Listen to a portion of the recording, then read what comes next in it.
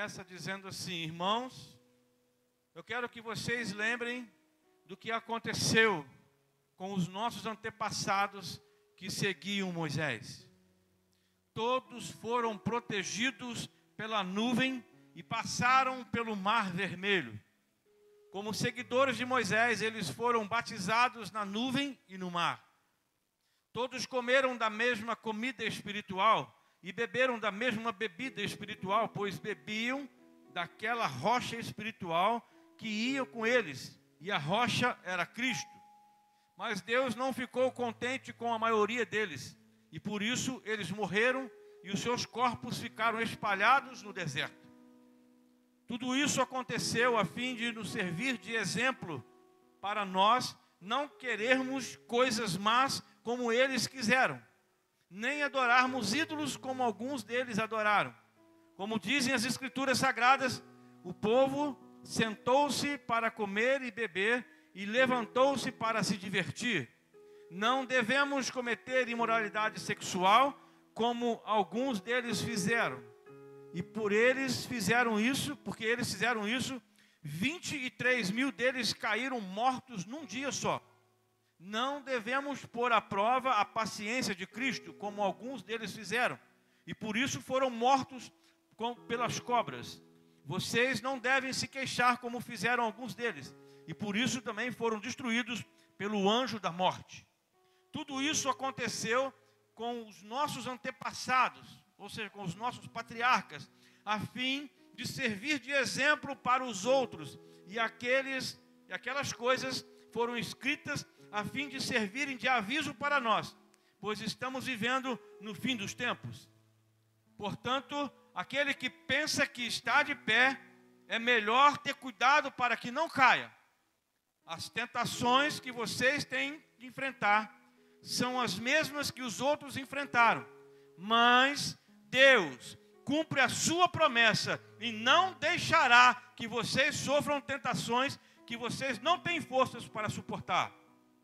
Quando a tentação vier, Deus dará forças a vocês para suportá-las e assim vocês poderão sair delas. Amém? Pai, em nome de Jesus, nós sabemos que a Tua palavra é viva e eficaz e ela não volta para o Senhor vazia. Ela tem um propósito e nós somos o alvo do propósito da Tua palavra sendo enviada nesta noite, nesse lugar. Então, Deus, o nosso coração está preparado. Fala conosco. Fala porque nós precisamos ouvir a Tua voz. Carecemos dessa orientação do Teu Espírito, que com certeza vai dar orientação, motivação, sustentação, sabedoria, inteligência, palavra de poder e graça para nós. Porque os dias são maus. E nós precisamos do Senhor. E essa palavra nos dará forças para que possamos sair de toda cilada, de toda tentação que é lançada sobre nós. Em nome de Jesus. Amém. E graças a Deus. Glorificando ao Senhor. Você pode tomar o seu assento, querido, em nome de Jesus. Amém? Aprendendo com os patriarcas, André. É o título da mensagem da noite de hoje. Mas pensa bem comigo. O que Paulo traz à memória, o que Paulo coloca para a igreja em Corinto, é uma situação lamentável.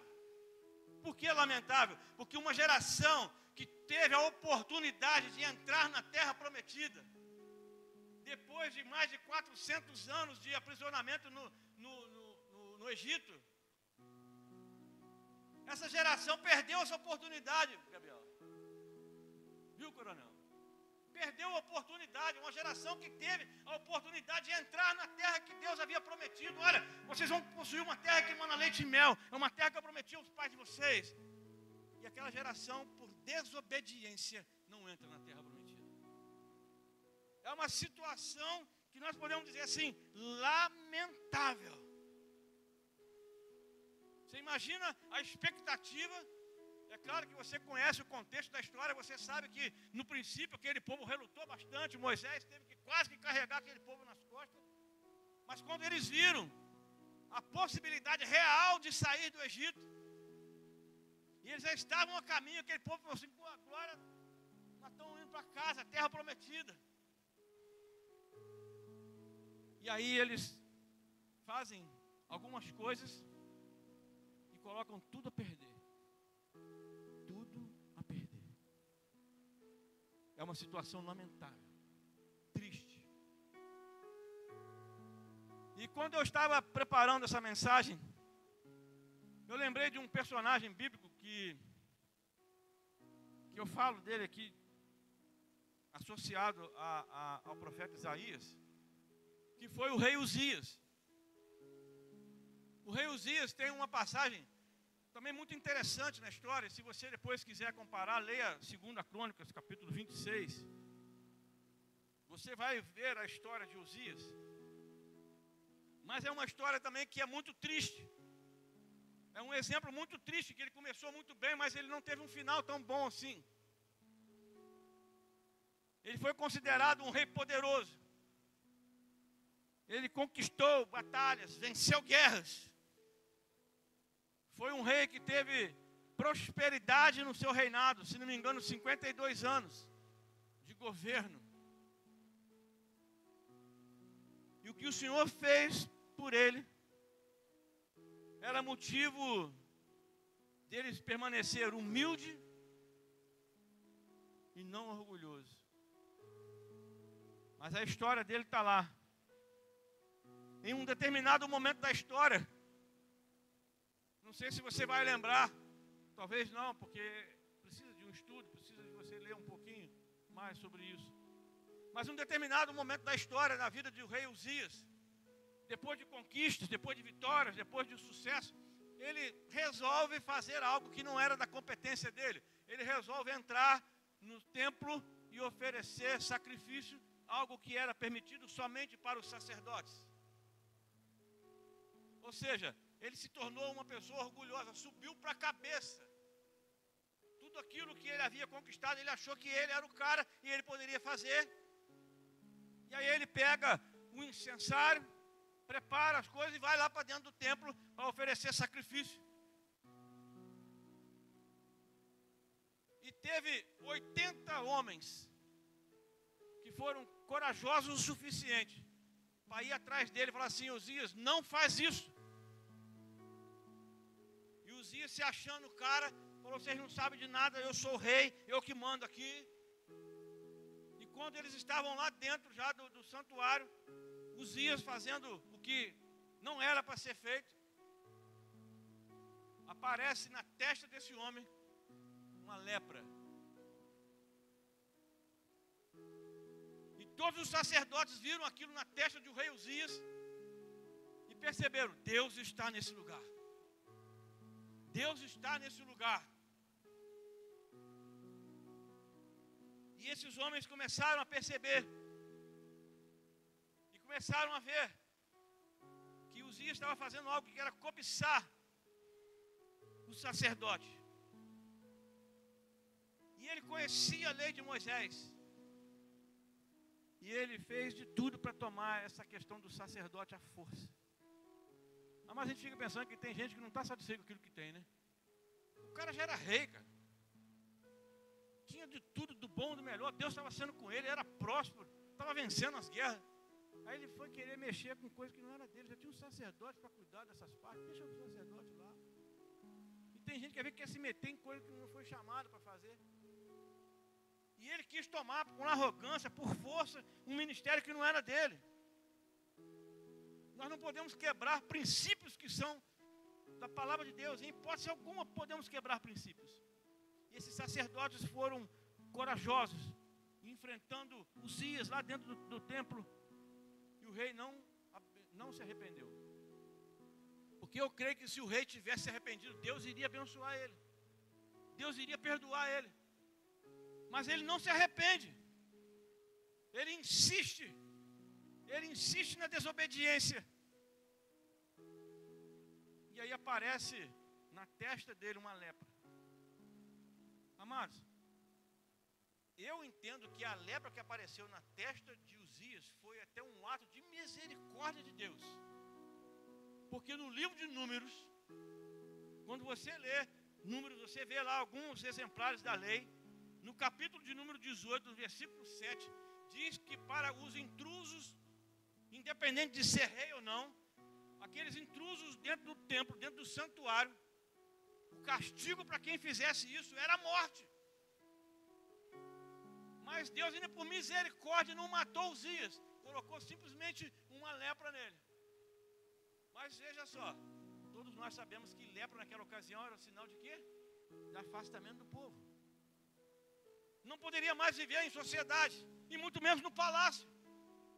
Tanto é que quando o rei Uzias morre, ele é enterrado num lugar separado, que nem o corpo dele poderia ficar junto com os outros. Porque o lugar de leproso é fora do acampamento, e não dentro do templo. É triste a história desse homem. O rei Uzias quebrou princípios, e ele colheu na sua própria pele. Uzias, como eu falei agora aqui, Uzias foi um soldado competente. Uzias foi um construtor atento, um homem que tinha habilidade com as mãos. E também foi um excelente agricultor. Mas muito mais do que isso, ele colheu na sua própria família.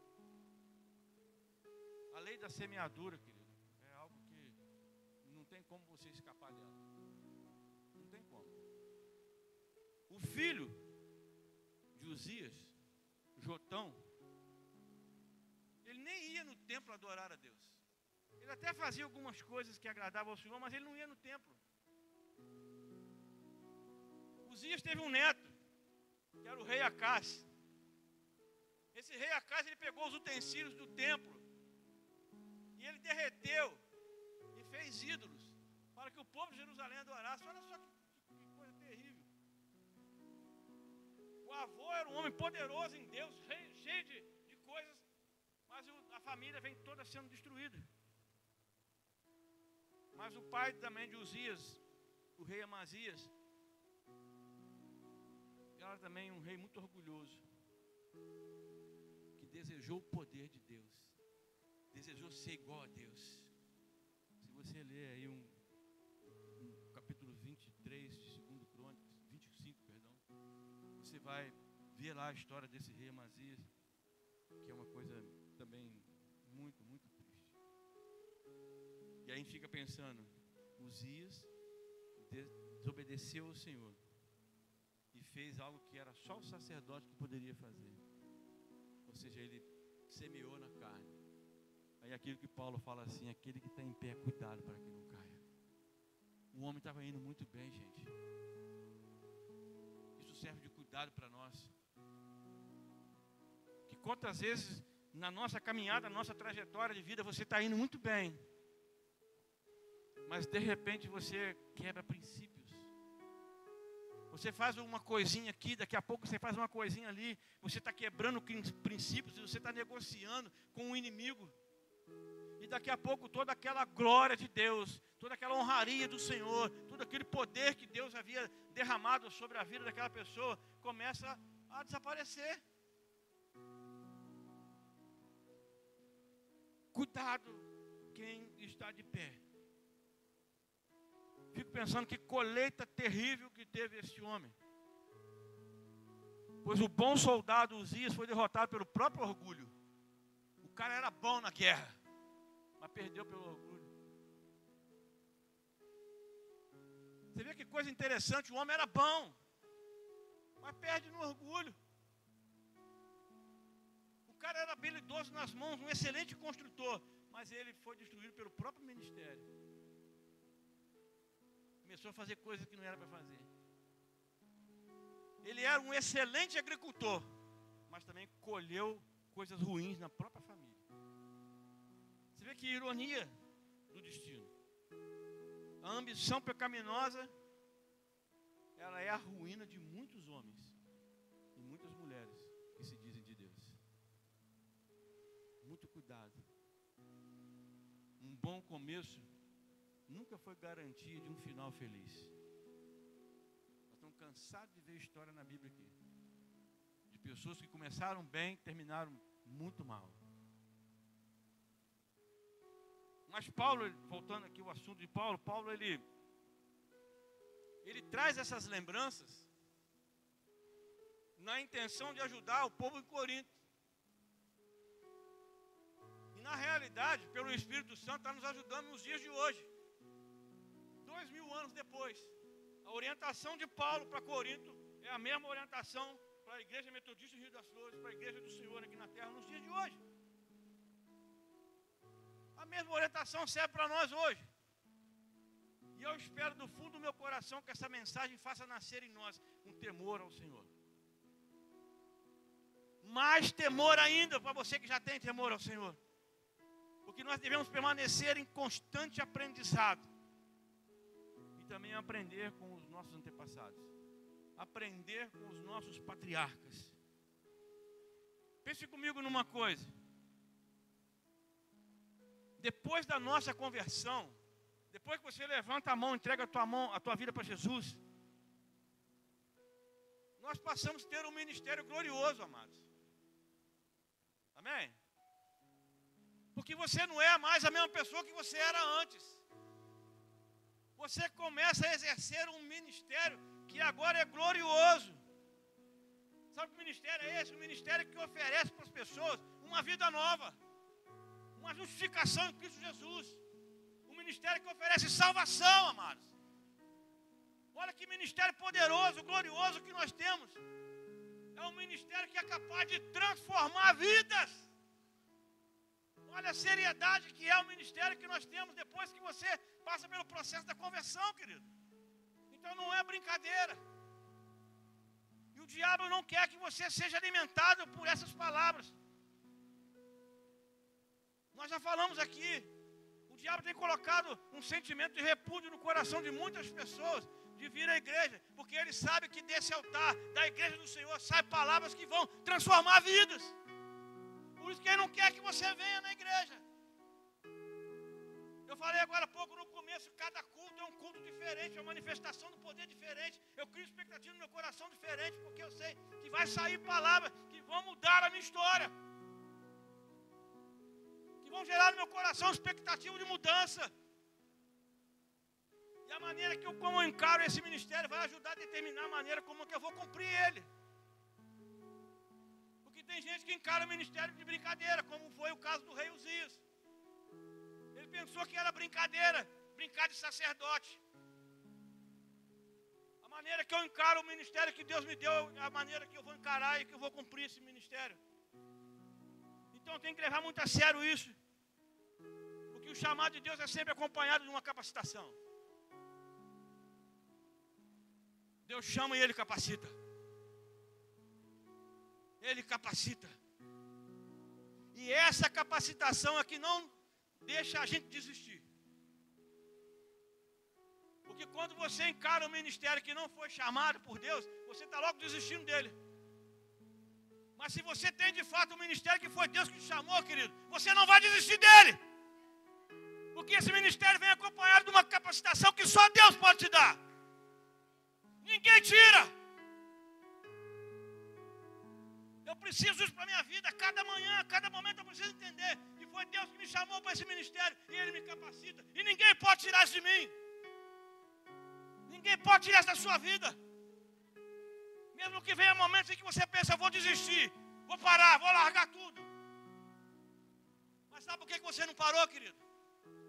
Sabe por que você não desistiu? Porque é Deus que te sustenta. E é Ele que te chamou, e Ele é fiel para cumprir. Não desista. Ei, xaramara suriandana.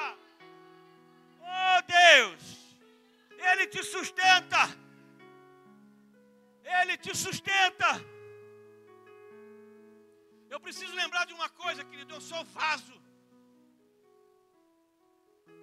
Eu sou vaso. E vaso é feito de barro. Eu preciso lembrar que eu sou vaso. E como um vaso eu preciso ser usado para a honra de glória do meu Deus. Você precisa lembrar que você é um vaso. E você precisa ser usado para a glória de Deus.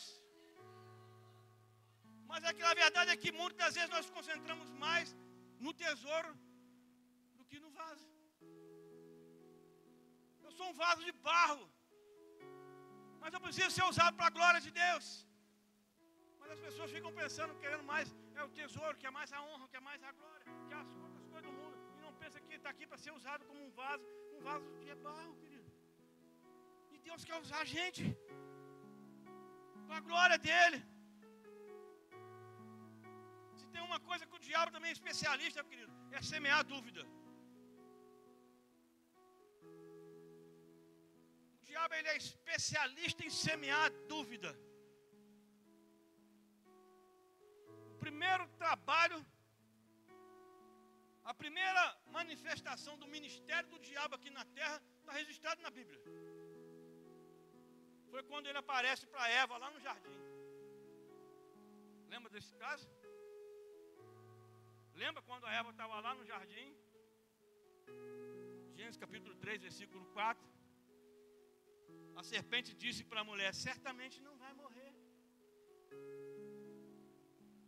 A mulher tinha escutado do marido: olha, meu bem, olha como é que Deus é lindo. Deixa isso aqui tudo para nós. Mas olha, não vamos mexer nessa árvore aqui não, porque papai falou que se a gente comer desse fruto aqui, nós vamos morrer. Aí o viajante, lembra do viajante? Falar em viajante, o viajante esteve lá em casa essa semana.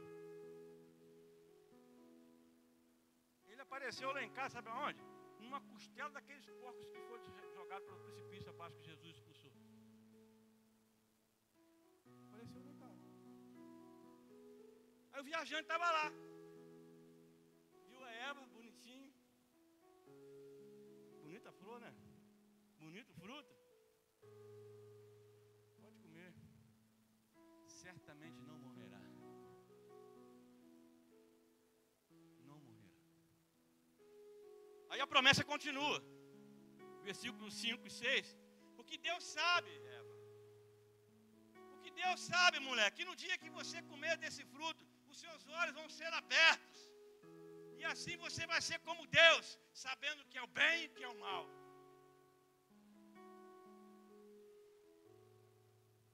Aí o que aconteceu? Versículo 6 diz que Eva olhou para aquela árvore e viu que era boa de comer, era agradável aos olhos, que coisa linda. Era a árvore desejável para que o seu entendimento. Tomou do fruto, comeu e também deu ao seu marido, e ele comeu com ela. Pronto, querido, a desgraça começou aí. Percebe o perigo? Uma frasezinha pequenininha: certamente não morrerás. Pronto. Foi o suficiente. Satanás deseja manter o pecador nas trevas. E Paulo sabia muito bem sobre isso, que quando ele escreve na sua segunda carta aos Coríntios, capítulo 4, versículo 4, ele já deixa bem claro lá: no qual o Deus desse século cegou o entendimento dos incrédulos, para que não se resplandeça a luz do evangelho da glória de Cristo, que é a imagem de Deus. Ele cega. Ele cega o entendimento das pessoas, até de crente. Já vê quem está lá, o cara está sendo ministrado, está sendo falado, não faz isso, porque o pastor, ou a pessoa que está cuidando dele, é que ama ele, mas ele não consegue enxergar. O Deus desse século tem cegado o entendimento de muitas pessoas. Porque o diabo sabe que quando ele consegue fazer com que a pessoa duvide do amor de Deus, que duvide da bondade e o cuidado de Deus, ele consegue atrair a nossa atenção para ele. Ah, Deus não me ama. Pronto, o diabo já começou, opa, um forte candidato aí agora. É por isso que o homem não tem desculpa diante do seu Criador. O homem não tem desculpa diante do seu Criador. Deus não tem um homem por inocente, nem por vítima, mas por maligno. Porque é o homem que escolhe deliberadamente fazer o que é mal. Ninguém obriga ninguém a fazer o que não quer. É o próprio homem que faz as coisas de forma deliberadamente quando dá ouvido para o diabo. Todo mundo sabe que adulterar é pecado. Sim ou não? Alguém obriga alguém a adulterar? A pessoa comete adultério porque quer. Você acha que o Deus tem um homem por inocente? A Bíblia diz que é no coração do homem que cria esses pensamentos, esses desejos de adultério, fornicação, de assassino. Dá ouvido à voz do diabo. E para isso o diabo ele usa até alguns religiosos, amados. Muitos do que pertencem hoje a seitas até satânicas, foram membros de igrejas cristãs. Sabia? Se a nossa mensagem for uma mensagem morta, sem graça, sem convicção, não transmitiremos crença naquilo que nós falamos, amado. A mensagem tem que ter coerência. Se eu estiver pregando uma coisa que não estiver vivendo aquilo que eu estou pregando, mais cedo ou mais tarde você vai descobrir que eu não estou fazendo o que eu estou pregando. E essa mensagem todinha vai ser um fracasso. Os ouvintes não vão dar crédito. Porque as pessoas aí sabem da sua vida aí fora. As pessoas sabem se você é ou não é de Deus. Aí quando você quer colocar uma veste de santidade e começa a falar coisa que você não está vivendo, a pessoa assim, cara, não tem essência nenhuma. Não tem credibilidade nenhuma. Se o próprio ministro não acredita naquilo que ele ministra, como é que ele espera que os ouvintes vão acreditar? Como é que ele espera que os ouvintes vão dar crédito àquilo que ele está pregando? Não é verdade, Fernando? Porque tem muita gente que está mais preocupada com a sua própria vida do que preparar uma mensagem, do que elaborar um bom estudo, de que se dedicar às coisas do Senhor. Tem muita gente aí fora que está mais preocupado com a sua própria vida. Eu posso dizer para você que são homens mortos, pregando sermões venenosos. Muito cuidado com isso. Além de ser sermão venenoso, é um sermão sem fé, que não transmite vida e nem calor do Espírito Santo. Muito cuidado com isso. Porque a palavra da pregação que cremos e que falamos não é outra. E nem está sustentada em novidades, em atrativos que o mundo quer introduzir ou até enfiar de goela abaixo dentro das igrejas. A mensagem é simples, é fácil, ela é acessível a todos. Porque o próprio apóstolo Paulo, no capítulo 15 desse mesmo livro de 1 Coríntios, ele diz assim: porque primeiramente vos entreguei o que também recebi, que Cristo morreu pelos nossos pecados segundo as Escrituras, e que foi sepultado e que ressuscitou no terceiro dia segundo as Escrituras, e que foi visto por Cefas, ou seja, Pedro, e depois pelos 12. Depois foi visto uma vez por mais de 500 irmãos, dos quais vive ainda a maior parte nos dias de hoje, e alguns já dormem. Depois foi visto por Tiago, depois foi visto por todos os apóstolos, e por fim, por derradeiro de todos, me apareceu também a mim como um abortivo. 1 Coríntios capítulo 15, versículo 3 a 8. A mensagem é simples. Paulo não teve que florear nada, Paulo não teve que inventar nada. Jesus Cristo morreu, no terceiro dia ressuscitou e pronto. Perdoados estão os nossos pecados.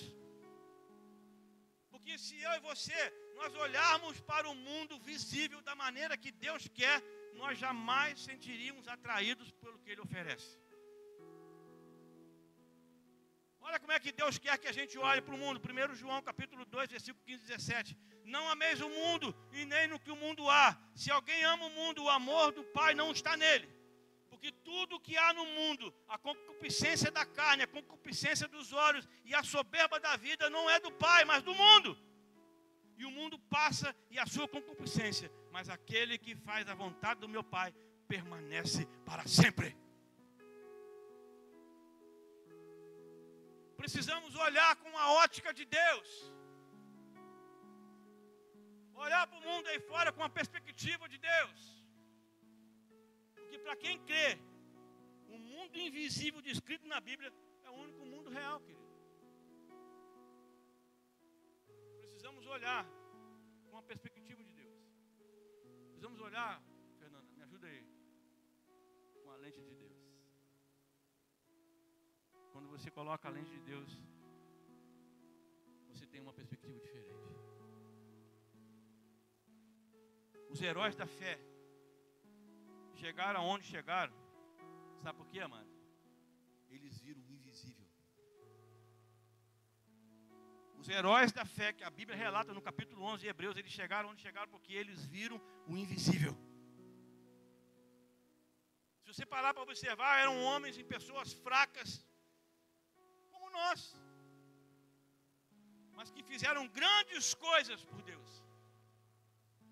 Fizeram maravilhas para o Senhor, porque eles contaram com a presença de Deus na vida deles. É isso. Quer fazer algo extraordinário para Deus?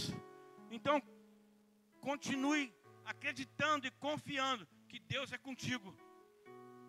Deus não desistiu de você, e coisas grandes irão começar a acontecer na tua vida, através da sua vida. Nós conhecemos um pouquinho da história de Paulo antes de se converter, e depois que ele se converte, a história dele, a vida dele muda radicalmente. Depois que Paulo se converte, a história da vida dele muda radicalmente. Ele era um homem inteligente. A Bíblia diz isso, ele era um homem letrado, estudado. E ele usa a inteligência dele, a inteligência sofisticada que Paulo tinha, ele usa para elaborar teologias sobre Cristo que nenhum outro episódio na Bíblia tem. Paulo tem uma teologia cristã pura, simples. Isso tudo é fruto da inteligência que ele já tinha antes de se converter. Então ele, opa, eu já sou um cara inteligente, eu sou um cara esperto, eu vou usar tudo aquilo que eu tenho agora à disposição do Senhor. Foi o que nós falamos aqui agora há pouco, aqui, a Mania até deu um testemunho aqui falando sobre os talentos e os dons. Vou colocar isso à disposição do Senhor. Você que se converteu a Cristo, e você sabe que você tinha habilidades antes de você se converter, que agora você não usa. Amado, em nome de Jesus, deixa essas habilidades despertar em você e use para o Senhor.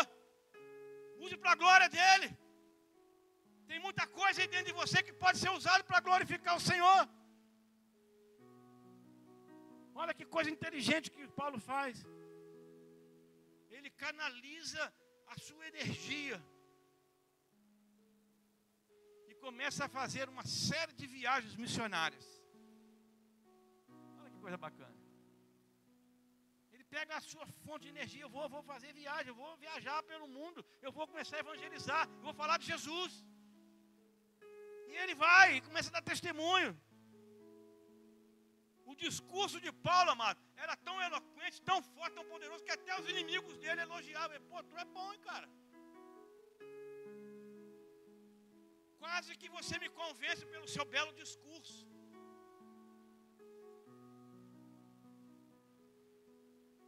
Cara, é algo extraordinário. Aí talvez você pergunte assim, qual que é o segredo então, pastor?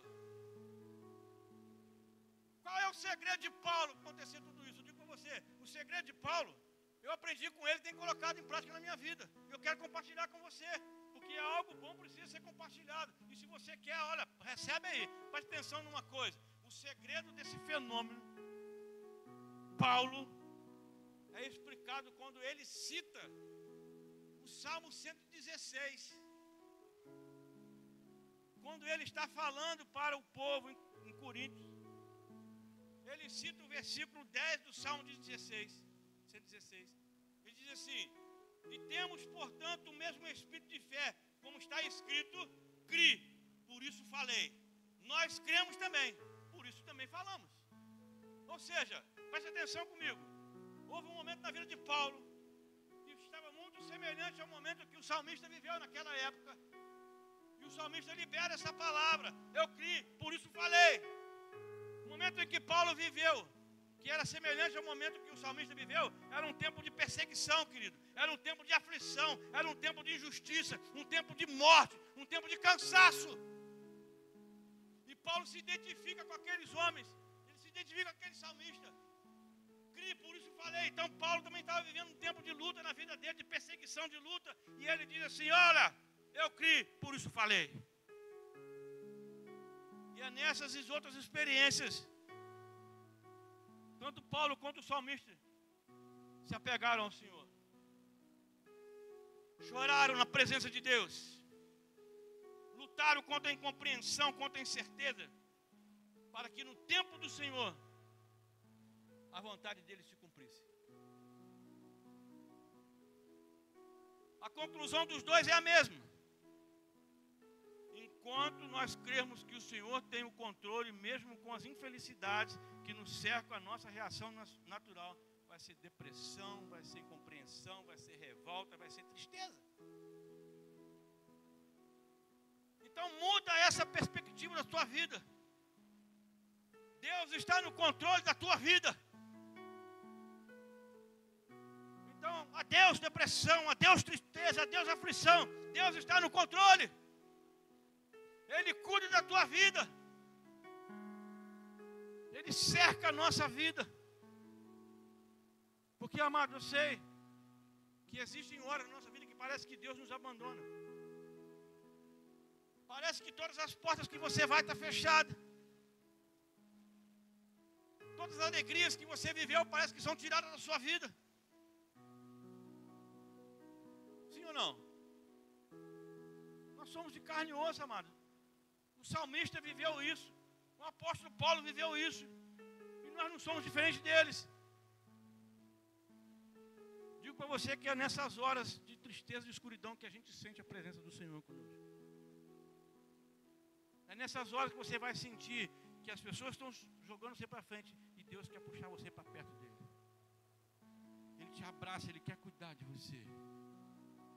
E quando você agarra as mãos do Senhor, Ele quer agarrar você também. As nossas experiências passadas de dependência e de libertação começam quando você entende que Deus está no controle da sua vida. A graça de Deus honra a nossa pequena fé. Talvez você não seja uma pessoa de grande fé. Talvez você não seja uma pessoa enfesada. Mas Deus, Ele honra você mesmo nessa pequena fé.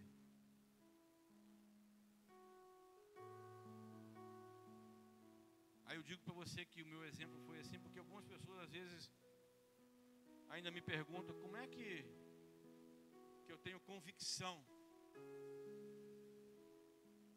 daquilo que eu estou pregando, se eu estou pregando pelo Espírito Santo de Deus, que eu estou pregando no nome de Jesus, que às vezes até as pessoas às vezes me perguntam. E eu aprendi a responder como Paulo: criei, por isso eu falo. Eu creio, por isso eu prego. Então, meu amado e minha amada, em nome de Jesus, porque para eu crer, alguém teve que pregar. Para você crer, alguém teve que pregar. Então, entenda junto comigo, foram homens e mulheres, foram pessoas movidas pelo Espírito Santo de Deus que chegou até mim, chegou até você. E quando essas pessoas falam dessa mensagem da cruz, que Deus nos ama, amado, não tem outra alternativa a não ser crer. Então, quando foi falado para mim, eu já contei para vocês a minha história. Quando eu ouvi que Deus, através de Jesus Cristo, me ama, eu acreditei. Eu acreditei.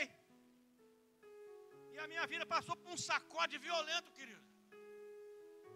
Porque naquela noite que eu pensava que não ia acontecer nada, que não ia ter nada, eu chego naquela igreja e de repente eu escuto falar assim: Jesus te ama. Pronto, acabou, meu. Coisa simples. A minha história passou por uma transformação, como se fosse um furacão que tivesse chegado em mim. Mudou tudo. E o interessante, querido, talvez você vai entender o que eu vou dizer, porque talvez tenha acontecido com você.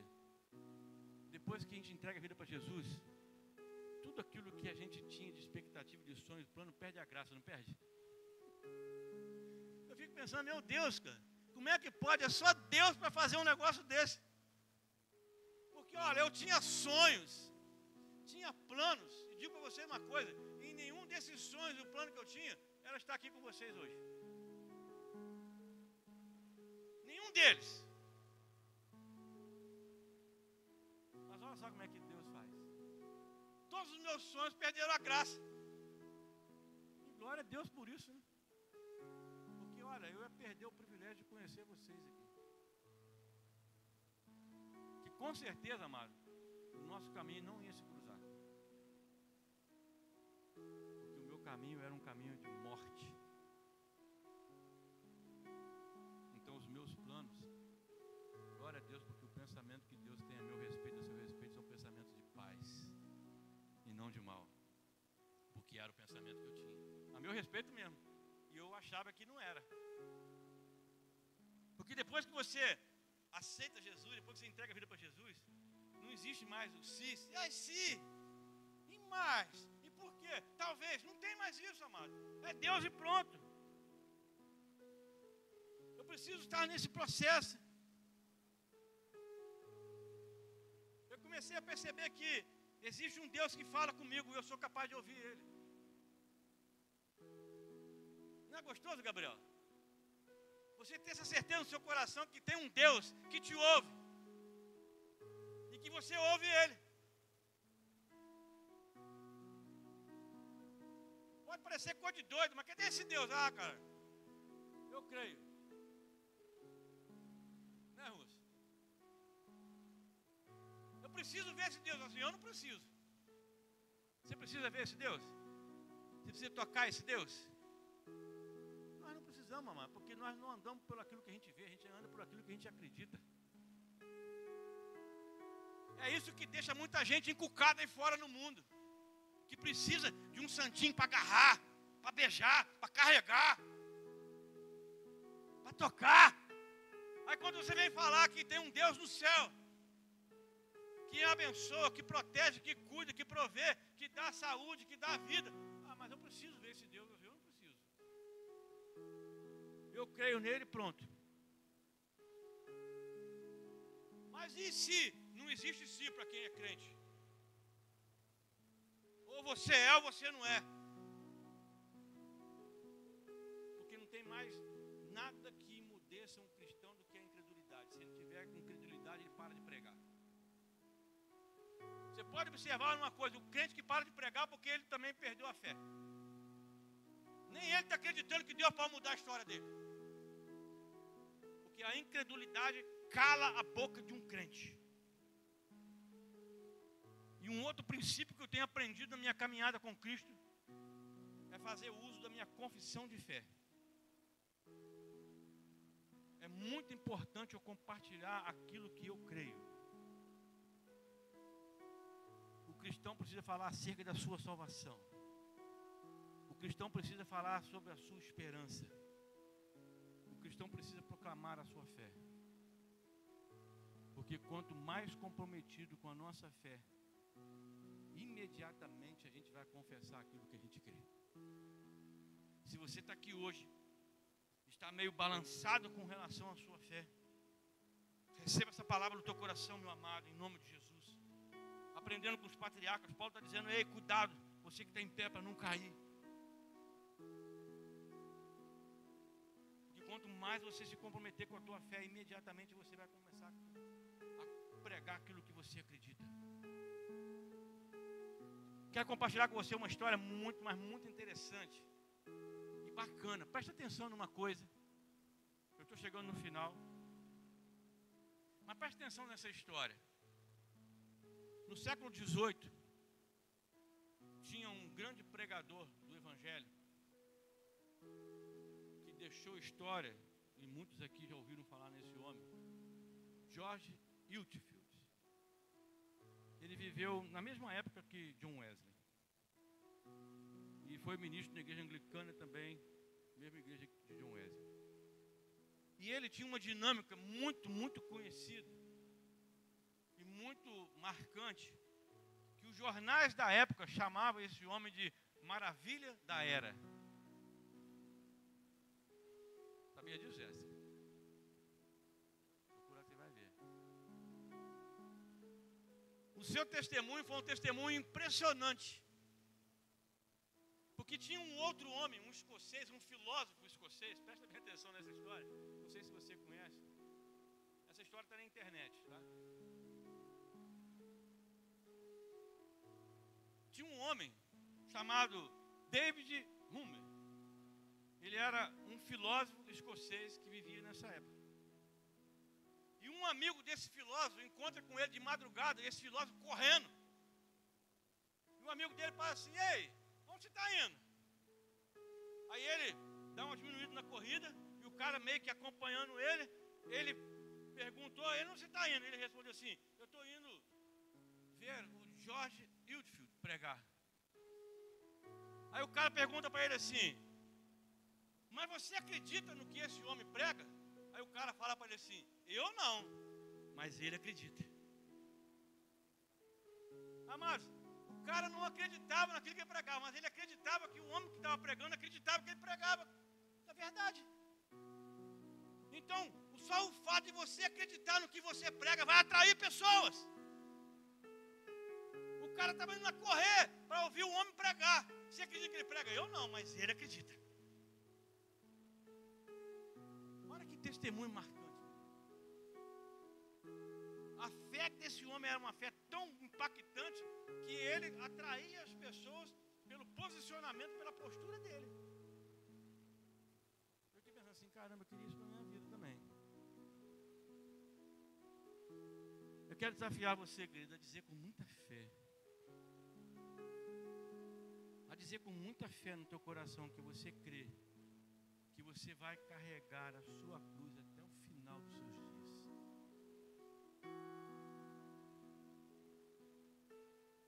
Que você creia que você jamais vai abandonar os caminhos do Senhor. Eu gostaria que você dissesse isso mesmo com convicção, amado. Que você crê que você e a sua casa instrumentos poderosos na mão do reino de Deus.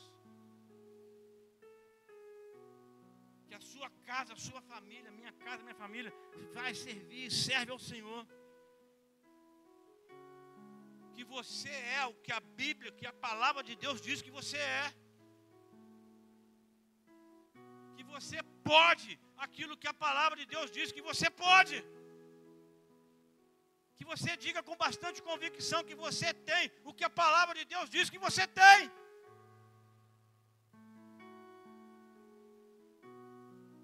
E que você possa dizer com muita convicção que você vai fazer de tudo para que a palavra de Deus se cumpra na sua vida. Eu vou fazer de tudo para que a palavra de Deus se cumpra na minha vida. Você pode fazer essa confissão de fé. Você que está acreditando, que você acredita que de fato isso pode acontecer na sua vida, mesmo que você tenha chegado aqui hoje, cabisbaixo, entristecido, desanimado, pensando em desistir, faça essa declaração de fé. Eu creio que a partir de hoje eu vou fazer de tudo para que a palavra de Deus se cumpra na minha vida. Eu não vou deixar que ninguém faça com que outras coisas venham no meu pensamento com relação que não seja isso. Mas eu devo ter cuidado com o sussurro do diabo diante dessas afirmações que nós estamos fazendo. Pois precisamos anunciar o Evangelho, assim como Paulo fez, com graça, convicção, entusiasmo e cheio do Espírito Santo. A minha oração contigo nessa noite é que Deus em Cristo Jesus, através do Espírito Santo, nos auxilie a nos entregarmos a Ele, mergulhamos na sua palavra e cheio de vida, possamos transmitir essa infalível palavra de Deus para as pessoas. Possamos viver de acordo com os valores eternos e não com os valores que são temporais. Entendeu? Possamos viver semeando, trabalhando através dos valores que são eternos e não os valores que são temporais. Porque uma pessoa só está preparada para viver se ela estiver verdadeiramente preparada para morrer. Pode ser impactante, mas é a pura verdade. E eu encerro com a percepção de Jó. Jó teve uma percepção muito interessante. Capítulo 10, versículo 8, eu gosto muito dessa percepção. Foram as tuas mãos que me formaram, e foram as tuas mãos que me fizeram. Entender que nós fomos formados por Deus e as mãos dele nos fizeram, vai fazer muita diferença. E eu posso dizer com isso que fomos moldados para servir ao Senhor. E aí eu encerro com uma fala de Neemias. Se você de fato entende que você foi feito pelas mãos de Deus, Ele criou você, Ele formou você. E se você entende que você está aqui para uma grande obra do Senhor, Neemias diz para os inimigos: eu não posso parar. Eu não posso parar. Por quê? Por que eu não posso parar? Porque eu estou numa grande obra. Não posso parar. Não posso parar.